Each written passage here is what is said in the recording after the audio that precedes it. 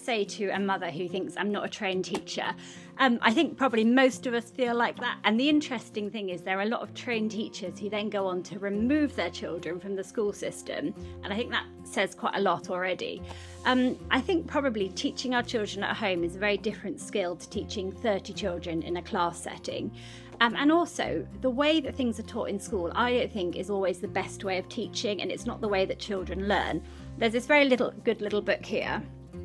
It's called 7 Myths About Education.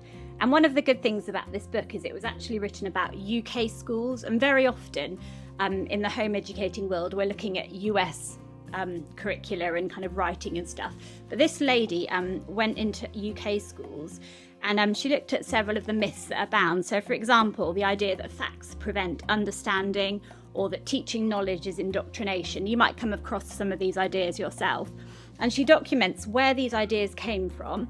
And she also shows how Ofsted sort of look for evidence of these practices in the classroom and commend schools that might believe, for example, that teacher-led instruction is passive, and then sort of give like a negative value to schools that don't go along with these things. And then so she shows this teaching, and then she pulls it apart and shows that's not actually the way that children learn. So I don't think we need to worry that we haven't been taught in the same way that school teachers have been taught.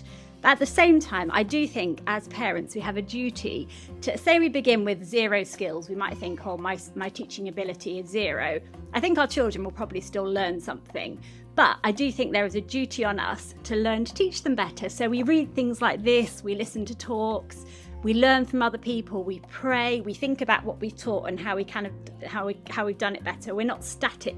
So yeah, sure, we might feel like we're not great teachers at the beginning, and it might well be true, but we don't need to stay like that. We can increase and improve in what we do over the years, and who knows how God will use us as the years go by.